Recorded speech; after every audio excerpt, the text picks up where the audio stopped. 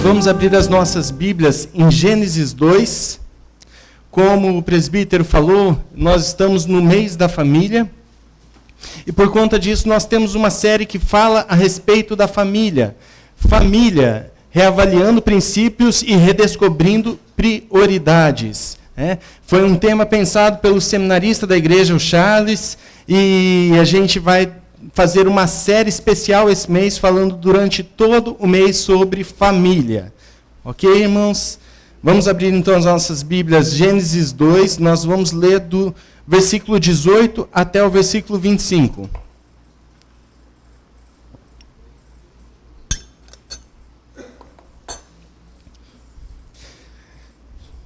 Tem alguma coisa vibrando aqui atrás que eu não sei. Bom, irmãos, vamos ler a palavra do Senhor. Ela diz o seguinte: Disse mais o Senhor Deus: Não é bom que o homem esteja só. Far-lhe-ei uma auxiliadora que lhe seja idônea. Havendo, pois, o Senhor Deus formado da terra todos os animais do campo e todas as aves dos céus, trouxe-os ao homem para ver como este lhe chamaria. E o nome que o homem desse a todos os seres viventes, esse seria o nome deles. Deu nome o homem a todos os animais domésticos, às aves dos céus e a todos os animais selváticos. Para o homem, todavia, não se achava uma auxiliadora que lhe fosse idônea. Então o Senhor Deus fez cair pesado sono sobre o homem, e este adormeceu. Tomou uma das costelas e fechou o lugar com carne. E a costela que o Senhor Deus tomara ao homem, transformou-a numa mulher e a trouxe, e lhe a trouxe. E disse o homem: Esta, afinal, é osso dos meus ossos e carne da minha carne. Chamar-se-á varoa, porquanto do varão foi tomada.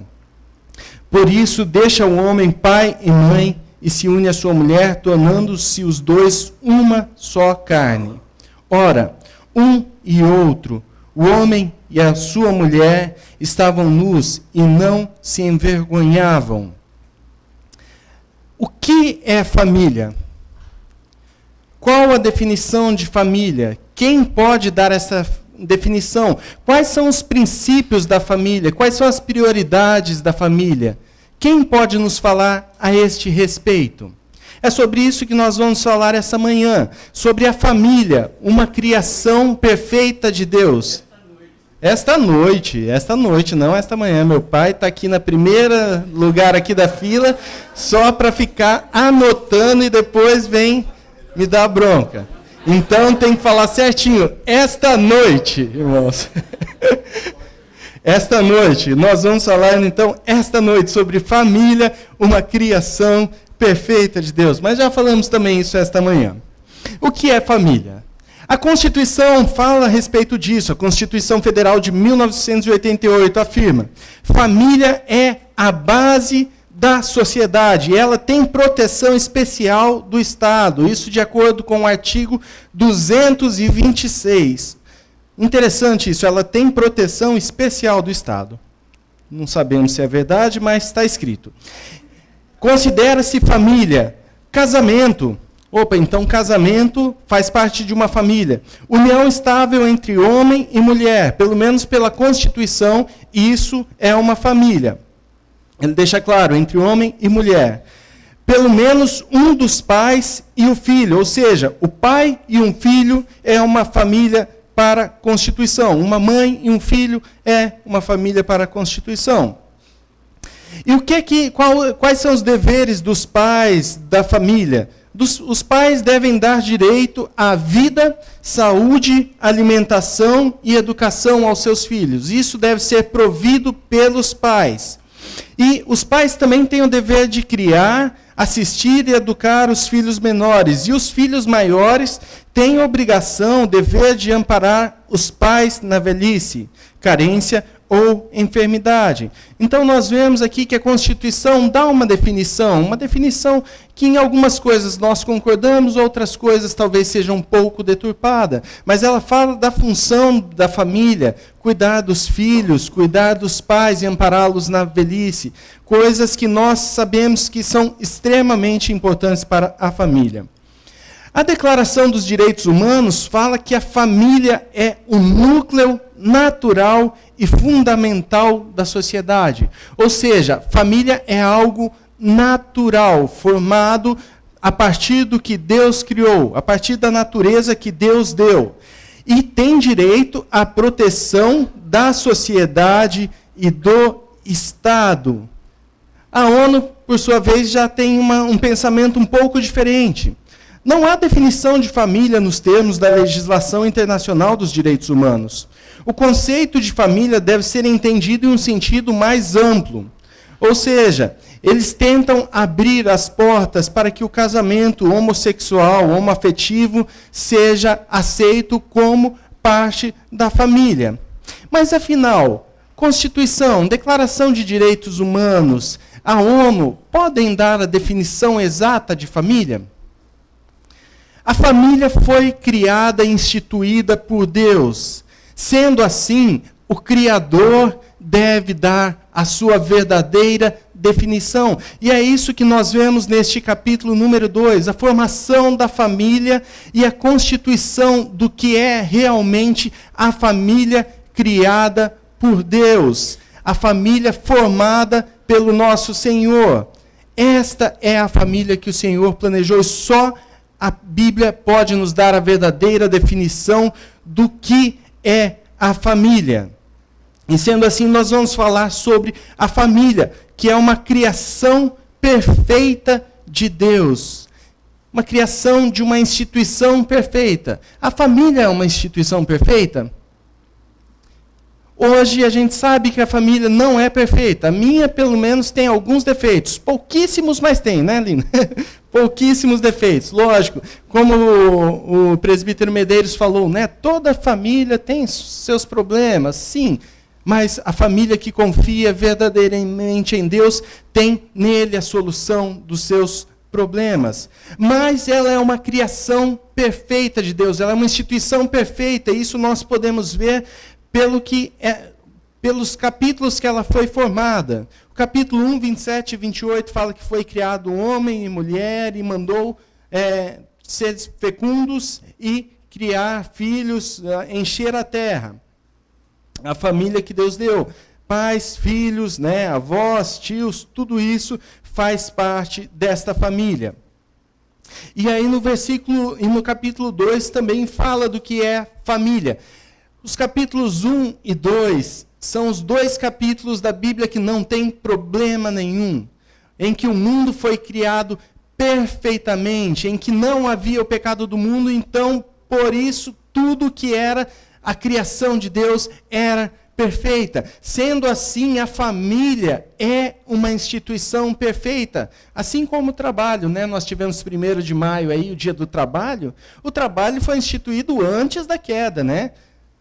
Depois da queda, fala que do suor do seu trabalho você viveria. Mas antes da queda, Deus já tinha mandado cuidar, governar sobre os animais, dar nome. Já era o trabalho do homem, cultivar as plantas do campo, tudo isso. Mas, a partir da queda, se transformou em ganhar, a partir do suor do seu trabalho, o seu sustento. Mas tudo antes da queda era perfeito. A família, assim sendo, é uma instituição perfeita, criada por Deus. Mas essa instituição, assim como toda a criação, foi afetada pelo pecado. E por causa disso nós temos tantos problemas nas nossas famílias e tantos problemas que poderiam ser muito bem resolvidos se nós vivêssemos perfeitamente de acordo com o que a palavra nos ensina.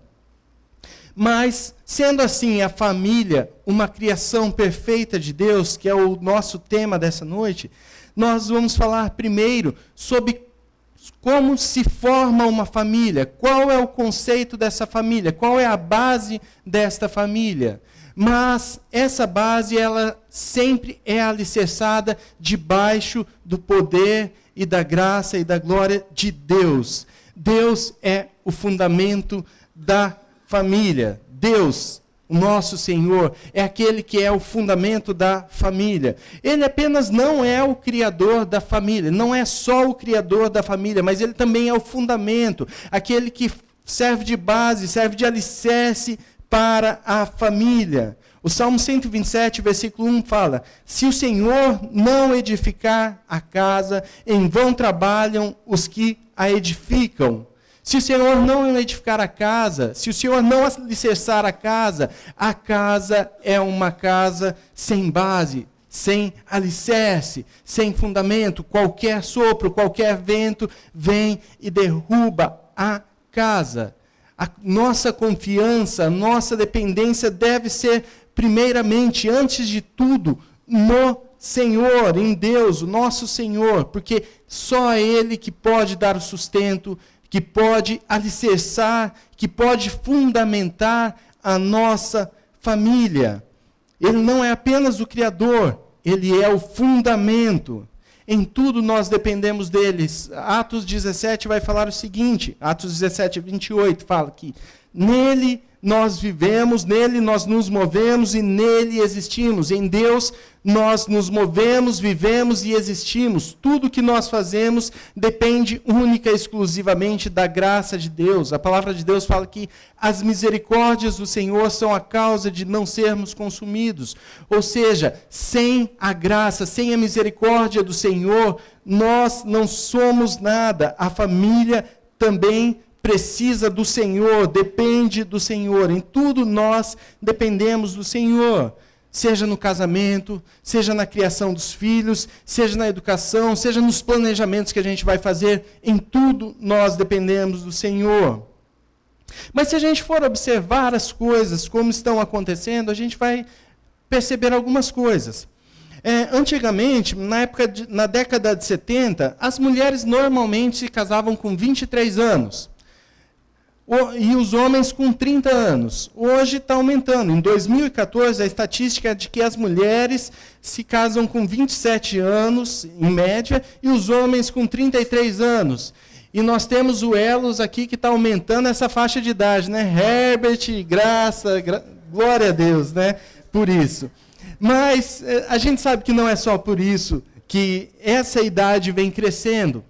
Isso tem acontecido muito por quê? Porque os casais estão se preparando mais para se casar. Os casais estão pensando mais. Vamos nos planejar para casar. Vamos fazer o seguinte, vamos terminar os nossos estudos, vamos terminar a nossa faculdade, depois vamos constituir o nosso patrimônio, porque afinal quem casa quer casa. Então, e depois disso, somente depois disso, nós vamos nos casar e nos estabelecer. Isso é muito bom, isso é uma prudência essencial. Contudo, entretanto, isso é uma grande preocupação. Por quê? Porque os casais que estão se formando hoje estão fazendo isso porque não querem verdadeiramente a dependência e a confiança em Deus. Isso é muito importante, é uma prudência extremamente necessária, desde que ela não seja uma prudência para tomar o lugar de Deus, para tomar o nosso lugar de confiança em Deus. As pessoas estão se tornando autônomas, né? Autossuficientes, autoconfiantes. Eu dependo de mim mesmo, eu não dependo de ninguém. Eu vou constituir a minha família da forma que eu vou fazer. Por quê? Porque eu confio em mim mesmo. Irmãos, a prudência é extremamente necessária. E aqueles que estão namorando, noivando, tenham isso em mente. Façam o que tem que fazer. Façam tudo no tempo certo, mas nunca se esqueçam da dependência e da confiança no Senhor, porque é só Ele que é o fundamento de todas as coisas. Só Deus é o fundamento de todas as coisas. Mas, irmãos, tem um outro extremo também. O casal se conhece lá, né, tá namorando, não tem nada, vamos juntar nossas escovas, vamos juntar lá, a gente faz um puxadinho lá no fundo da casa do pai e a gente se vira lá e vamos lá, né? Tudo bem, irmãos. Tem gente que faz isso e o casamento dá certo. Sim, né? Há exceções. Mas nós temos que tomar cuidado também, porque muitas vezes a gente faz isso sem consultar ao Senhor e a gente quer jogar toda a responsabilidade em Deus. E falar, olha Senhor, eu me casei, eu nem me preocupei com as minhas finanças porque o Senhor é o sustento da minha casa. A gente tem que tomar cuidado com isso porque também é uma autoconfiança, é uma falsa confiança em Deus, na verdade, né? É uma total imprudência.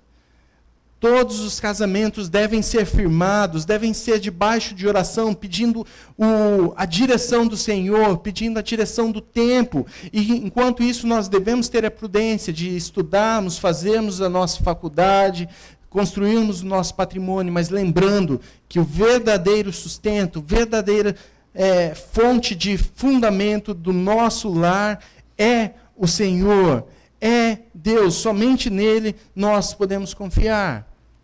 Mas, irmãos, também o que acontece? Né? Isso é uma instrução para aqueles que ainda não se casaram. Mas quando nós nos casamos, nós vamos tendo normalmente um crescimento profissional, né? Vai tendo uma estabilização financeira. E muitas vezes a gente também não toma cuidado com isso e a gente cede a tendência de achar que nós mesmos somos responsáveis pela nossa família. Isso a gente tem que cuidar muito. Lembrar que sempre a nossa dependência deve estar exclusivamente no nosso Senhor e Salvador. Em Deus, sempre nosso lar deve estar fundamentado. E quando nós confiamos que Deus é o fundamento, é o Criador e o fundamento do nosso lar, nós entendemos que o Senhor dá aos seus amados enquanto dormem. Salmo 127, versículo 2 fala isso, olha, inútil vos será trabalhar, fadigar, se cansar, se o Senhor não edificar a casa. Ele dá aos seus amados enquanto dormem. Então eu vou dormir, né? Vou dormir bastante. Não, irmãos.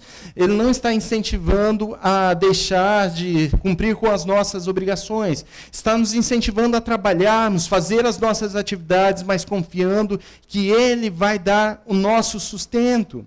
É Ele que dá a segurança da nossa família. Se o Senhor não guardar a cidade, Salmo 127, 1, em vão vigia a sentinela. Se o Senhor não cuidar, se o Senhor não for a segurança da nossa família, não adianta nada a gente querer ser a segurança dos nossos filhos. Nós não podemos dar a segurança que só Deus pode dar. Eu morei em São Paulo durante uma época. E eu estava fazendo faculdade e um amigo meu foi morar lá também. E ele era de uma cidadezinha bem pequena, lá de Minas, Viçosa. E ele foi estudar em São Paulo. E quando a mãe dele ficou sabendo, ele vai sair de Viçosa para ir para São Paulo, aquela cidade grande que a gente ouve falar tanta coisa preocupante. A mãe dele começou a ficar tão preocupada. Falou, Senhor, como o meu menino vai se virar lá nessa cidade? Como ele vai se cuidar? O que eu vou fazer? Eu estou de mãos atadas, eu não posso ir para lá, o que eu vou fazer? E lendo a palavra de Deus, um dia ela leu aquele Salmo 121, e o Salmo 121 termina falando, olha, o Senhor guardará a sua entrada e o Senhor guardará a sua saída. Naquele momento, aquela mulher falou, olha, ele nunca esteve seguro por minha causa, mas ele sempre esteve seguro porque a mão do Senhor esteve com ele. Da mesma forma será em São Paulo. Nós vamos orar, pedir que o Senhor o abençoe, mas quem vai cuidar, quem vai dar a segurança para ele em São Paulo é o Senhor. Quando o Senhor é o sustento e o fundamento da nossa casa, Ele nos dá a alegria de estarmos juntos, de sentar na mesa, comermos juntos, darmos risada, tirar sarro um do outro. Como é gostoso isso, né? Ter tempo juntos, sentado à mesa, como isso faz falta, né? Os trabalhos hoje têm nos tirado esse tempo precioso de sentar junto à mesa, de conversar, de termos tempo para falar uns com os outros. O Senhor, sendo o fundamento da família, Ele dá unidade à família. Ele permite que a família passe por problemas também.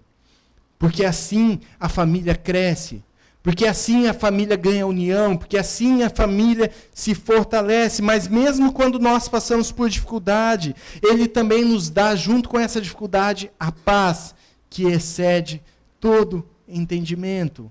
Essa paz que nós não podemos explicar, que nós não temos como falar, porque é uma paz que Deus nos dá, uma paz que excede todo entendimento. Podemos descansar naquele que realmente cuida da família. Irmãos, esse ponto é um ponto essencial, e eu estou gastando mais tempo nele do que nos outros, porque se nós não tivermos o Senhor como fundamento do nosso lar, nós podemos seguir qualquer tipo de definição de família, mas não será a família designada pelo Senhor. A família que o Senhor instituiu tem a Deus como fundamento do nosso lar. E Ele é o maior interessado em manter a família, em unir, em cuidar, sustentar cada um de nós. Mas também Ele quer a nossa dependência, joelhos dobrados, perseverança, colocar diante de Deus a nossa família, os nossos problemas. Irmãos, o pastor já falou alguma vez aqui, olha, de quando ele estava no começo do ministério, ele mesmo falou, por isso eu estou tendo a liberdade de falar. Ele falou, olha, eu falei uma vez para uma mulher que o filho dela não tinha mais jeito. E ela me falou, olha, eu não aceito essa palavra. Eu vou dobrar os meus joelhos e vou orar e o meu filho vai mudar. Ele falou que, olha, foi uma experiência de quando eu era um jovem pastor, ainda inexperiente, mas que me deu muito aprendizado. E esta família depois foi restaurada, aquele filho foi restaurado ao Senhor. E nós temos que dobrar os nossos joelhos, porque a nossa família é um presente, é preciosidade do Senhor. Perseverança todos os dias, porque Deus é o fundamento e o alicerce da família. Mas esse texto fala de algo mais. O que é a família? O primeiro passo da família, sem a qual não existe uma família, é o casamento. Por que é o primeiro passo? Porque a partir do casamento se formou toda a humanidade. Então, esta é a base da família. O principal aspecto da família está formada no casamento. O Senhor olhou para toda a criação e Ele falou, olha, eu não vejo ninguém que seja idônea, uma auxiliadora idônea para o homem, né? Até fiz uma brincadeirinha, nem vou fazer a piadinha, né? Deixa eu tentar, né? Tinha o leão e a leoa, o leitão e a leitoa, o pavão e a pavoa, e tinha o varão, cadê a varoa, né? Não deu, né? É ruim mesmo a piada, é ruim, né? No seminário eles ensinam a contar piadas ruins, irmãos, isso é uma prática, tá? Então, mas Deus viu que tinha formado o varão, só que faltava uma auxiliadora que fosse idônea. Então o Senhor criou a varoa. A partir da costela de Adão, o Senhor fez cair num sono profundo e tirou a costela, fechou aquele lugarzinho com carne e formou a mulher.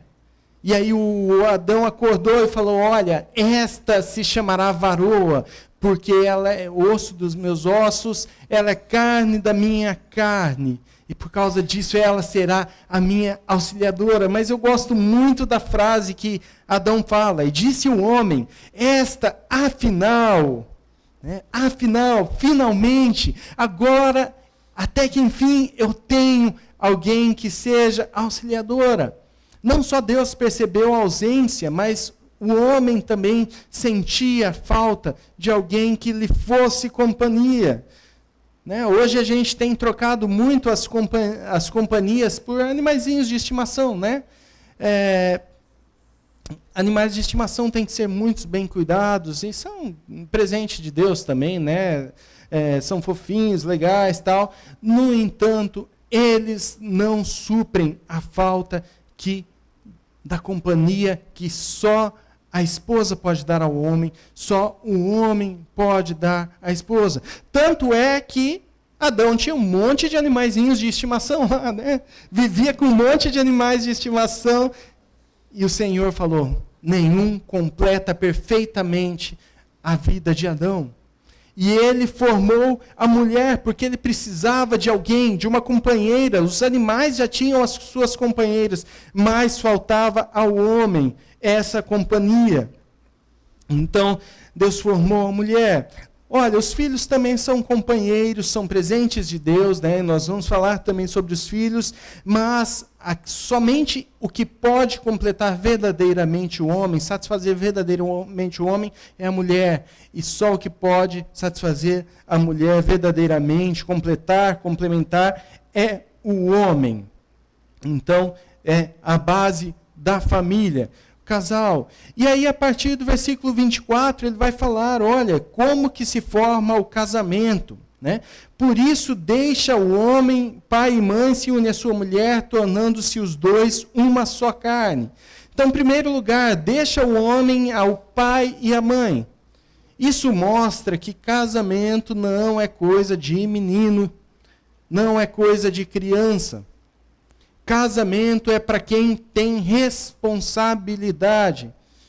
Então, adolescentes, fiquem tranquilos quando os pais de vocês falarem, calma, né, não chegou a hora ainda de começar a namorar, vamos aguardar mais um pouco. Por quê? Porque não é coisa de criança. Casamento é coisa de pessoas que têm responsabilidade, que já têm a condição de pegar, olha, eu vou fazer a minha vida, vou formar a minha família e eu vou me unir à minha esposa porque eu já tenho condições de estar mediante o fundamento que é Deus, eu tenho condições de ter uma família, de dar prosseguimento, de cuidar da minha família. Nós devemos entender isso, é coisa de pessoas que já têm responsabilidade, o casamento, né? Mas ele continua, e se une à sua mulher. Primeira coisa, união, né? Então, o casamento. Por que que depois eles se tornam uma só carne? Porque o sexo vem depois do casamento. Ele não deve ser antes. Primeiro, ele se une à sua mulher. Ele entra, pede a bênção do Senhor sobre a sua casa e fala, olha, Deus, abençoe. O Senhor é a bênção da minha casa. E a partir disso, eu vou me unir, eu vou me casar com a minha mulher. Mas essa frase também tem um pronome que a gente chama de pronome possessivo. No português é um pronome possessivo, né? Que é o sua, né? A sua mulher. Eu gosto muito desse pronome possessivo, porque ele tem algumas considerações nele. Primeiro, ele está no feminino. Então, o homem tem a sua mulher. Casamento é entre homem e mulher.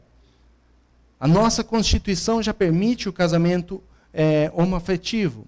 Sim, já permite. Mas o casamento verdadeiro, da base da verdadeira família que foi formada por Deus, é homem e mulher. Sua está no feminino. Então, o homem se une à sua mulher. Segunda coisa, ele está no singular. Uma mulher. O casamento não é algo poligâmico, é monogâmico. Cada homem tem uma mulher, cada mulher tem um homem. Ricardo, peraí, mas eu vi na Bíblia lá que Abraão tinha lá suas esposas, Jacó, né, tinha 2 esposas, 2 concubinas, Salomão, 300 esposas e 700 concubinas. Nossa, haja problema. Não é nenhum problema. Uma é o excelente, entendeu? Tem que dar satisfação, porque da mesma forma que está o pai ali, está a esposa aqui olhando, né? Mas brincadeiras à parte, irmãos. É uma só mulher, né? Porque na Bíblia a gente vê casamentos poligâmicos. Como eu disse, a família foi afetada pelo pecado.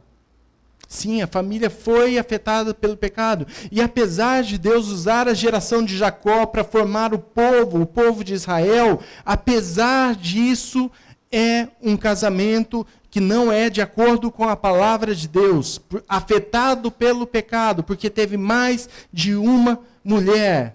Isso é errado de acordo com a palavra de Deus, mas muito mais do que isso. O casamento requer fidelidade. O casamento se faz debaixo de fidelidade. O homem tem que ser fiel à sua esposa, e é isso que ele promete no casamento. A mulher tem que ser fiel ao seu marido, e é isso que ela promete no casamento. O casamento exige fidelidade, porque um só homem, uma só mulher. E é interessante que a nossa tradução traz um pronome possessivo, a sua mulher, não a mulher do próximo. A sua mulher, cada um tem a sua mulher, não deve desejar a mulher do outro. E a palavra de Deus fala, olha, se você olhar com um olhar impuro para a esposa do outro, ou para uma mulher que não seja a sua, você já adulterou. A palavra de Deus exige fidelidade. Um só homem para a mulher e uma só mulher para o homem. Apesar disso, apesar de ser um pronome possessivo, o original dela não quer dizer posse, não quer dizer propriedade. A mulher não é propriedade do homem, mas se trata de um relacionamento. Deus não forma alguém que é uma propriedade um do outro. Nós temos relacionamentos. O casamento é formado a partir de um relacionamento. A palavra de Deus nos dá as bases desse relacionamento, como deve ser, qual o papel de cada um. O papel de submissão à esposa. Sim, a palavra de Deus fala isso. Nós não podemos torcer o nariz porque a palavra de Deus nos ensina isso. Mas ela dá um peso muito maior para o homem. Amar como Cristo amou a sua igreja. A partir do momento que o homem ama a sua esposa como Cristo amou a sua igreja, se torna fácil para a sua esposa ser submissa. Se torna fácil para a sua esposa ter a submissão ao casamento, ao marido. Amarás a tua esposa como Cristo amou a igreja, a ponto de dar a sua vida. Isso requer de nós a nossa própria vida pela nossa esposa. Essa é a função do homem. E a submissão que se exige da mulher, exige, por outro lado, a autoridade do homem. Não aquele autoritarismo, mas uma autoridade conquistada. E isso deve ser responsabilidade dos homens, e os homens não podem abrir a mão disso. É bíblico. Não sou eu que estou falando simplesmente, é a palavra de Deus. Quando a gente vê lá na Constituição que a Constituição tem função especial de proteção da família, a gente vê uma falha muito grande no nosso governo, em todos os governos que já passaram. Não estou falando especificamente de alguém, mas estou falando que a família não tem tido proteção. A gente tem visto ataques direto à família na TV, nas novelas. O que as novelas incitam? Você tem que ser feliz, o importante é ser feliz. Se você não está bem com ele, deixa ele, vai para outro. E vai assim até você ser feliz. Mas isso não é bíblico. Até a busca para a felicidade, nós falamos, nós nascemos para ser felizes. Não. Nós nascemos para viver para a glória de Deus. E a consequência disso é a felicidade. Sim, nós nos tornamos verdadeiramente felizes, verdadeiramente alegres quando vivemos para a glória de Deus. Mas viver feliz não é o nosso objetivo de vida. É viver para glorificar o nome do Senhor. E a gente tem que se atentar para o que a palavra de Deus fala. Olha, não vos conformeis com este século. Não tomem a forma deste presente século. O que a TV está ensinando, o que as novelas estão ensinando, não são a base para a família. Nós precisamos cuidar com o que tem entrado dentro das nossas casas. O que nós temos assistido. O que nós temos tido como referência para a nossa vida. se a gente for se inspirar na família que o mundo ensina, nossa família já está acabada. A família é uma formação do Senhor e nós devemos cuidar muito bem dela. E aí o versículo 25 fala, e depois fala, tornando-se os dois uma só carne. A partir deste momento, a partir da união, a partir do casamento, o sexo, depois disso tudo, há uma só carne. Isso não separa. O que Deus uniu não separa o homem. É como nós tirarmos parte do nosso corpo.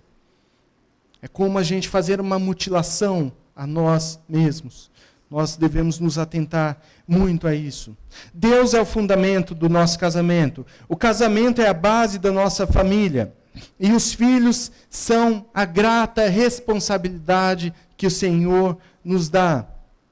Os filhos são a responsabilidade da família. O capítulo 1, versículo 28 fala, e Deus abençoou e lhe disse, sede fecundos, multiplicai-vos, enchei a terra, sujeitai-a, dominai sobre os peixes do mar, sobre as aves do céu e sobre todo animal que rasteja pela terra. Ou seja, mais uma vez, a gente tem visto muita gente trocar a ideia de ter um filho por eu vou ter o meu animalzinho de estimação. Tudo bem, você pode ser uma decisão sua não ter filho,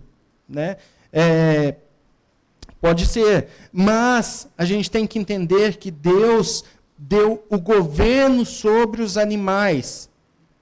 O governo sobre os animais. Isso exige sim o respeito, o cuidado com os animais, tudo isso exige sim, mas eles não são pessoas. A gente tem visto tanta gente tratando o animal melhor do que uma pessoa. E a gente tem que cuidar com isso. Os filhos são herança do Senhor, são uma responsabilidade. Olha, sede fecundos, multiplicai-vos, tenham filhos, isso é uma ordem do Senhor. Mas apesar disso, é uma grata responsabilidade, é um presente que o Senhor nos dá, porque afinal, quem dá o filho, quem abre, quem fecha o ventre, é o Senhor. Quando Raquel, que se casou com Jacó, quis ter um filho, ela não conseguia, porque a palavra de Deus fala que o Senhor fechou o ventre. E depois fala que de Lia, o Senhor abriu o ventre. É o Senhor que permite o nascimento, é o Senhor que dá o filho. Então nós devemos buscar isso, mas esperando no Senhor, porque é Ele que dá a herança. Ele que dá o nosso presente, que é o Filho. E ao mesmo tempo que é uma responsabilidade, é uma bênção do Senhor. O versículo 28 começa falando, e Deus os abençoou. E olha como Ele abençoa, sede fecundos, multiplicai, enchei a terra. Muita gente tem tido os filhos como peso. Eu não vou poder fazer algumas coisas. Isso é verdade, realmente. O filho limita algumas coisas que a gente faz, mas ele não é um peso, é um presente do Senhor para a família. Ele é um presente do Senhor para os avós, é um presente do Senhor para os tios, É um presente do Senhor. Os filhos são um grato presente do Senhor, mas nós somos mordomos. Os nossos filhos continuam sendo do Senhor.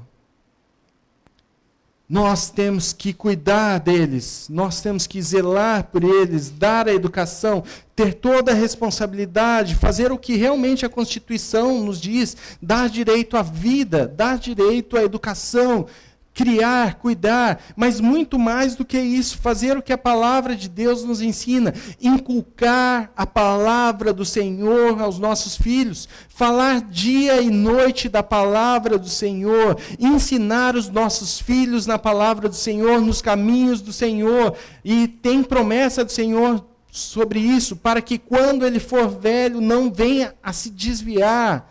Isso não é uma responsabilidade da igreja, irmãos. Isso é uma responsabilidade dos pais, ensinar, inculcar, dar esse conhecimento, dar a base bíblica. A igreja vai encontrar o seu filho uma vez por semana, durante 2 horas, e o resto da semana toda vai ser você. Vai ser a escola ensinando coisas muitas vezes contrárias e por muito mais tempo ensinando coisas contrárias. Quem deve dar o ensino, quem deve guiar, ensinar, inculcar na cabeça dos nossos filhos a palavra de Deus, somos nós, que somos pais. Ensinar, educar. O filho é um grande presente de Deus.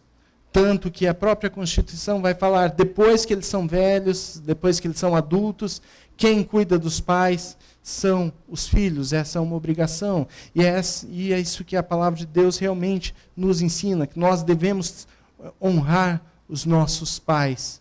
Honrar até mesmo quando eles forem velhos, cuidando, e quando eles não tiverem mais condições de cuidar de si mesmo.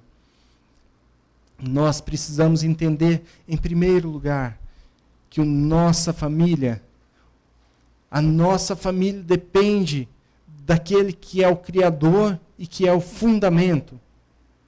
A nossa família depende de Deus. Ele criou, Ele definiu o que é o casamento, homem e mulher. Ele definiu o que são os filhos, criação a partir do homem e mulher. Existem filhos adotivos, sim, mas a base é a partir do casamento, se forma a partir do casamento. Isso que dá posteridade à sua família. E o casamento é a base da família, os filhos são a herança, são o presente do Senhor. E Deus se importa tanto com a família. Deus se importa tanto com a família que nós temos, que Ele também nos faz participar de uma família que nós não éramos antigamente. Ele nos transforma em filhos mediante a fé em Jesus Cristo. O sacrifício de Jesus nos fez parte de uma família, uma grande família formada a partir do nosso Pai, que é Deus. Cristo é o nosso irmão cordeiro. Nós somos cordeiros com Cristo. Deus se importa muito com a família, de forma que Ele nos fez parte de sua família. E é isso que nós devemos levar para o mundo. A verdadeira família que Deus nos fez parte, querendo levar outras pessoas para conhecer e para viver esta família, que é uma família perfeita criada por Deus, mas também é essa família que nós formamos na terra. Nós devemos cuidar e viver uma família com base na palavra de Deus. E é isso que nós temos, irmãos, e nós vamos orar, pedindo que o Senhor seja realmente o fundamento da nossa família, pedindo que o Senhor nos dê casamentos felizes, pedindo que o Senhor nos dê famílias alegres e felizes, que o Senhor nos dê famílias de acordo com a palavra de Deus. Senhor nosso Deus, é tão difícil a gente ver como o mundo tem atacado a família, como o mundo tem afetado e tentado entrar nas nossas casas para acabar com o que Deus formou, com a família que é uma criação perfeita de Deus.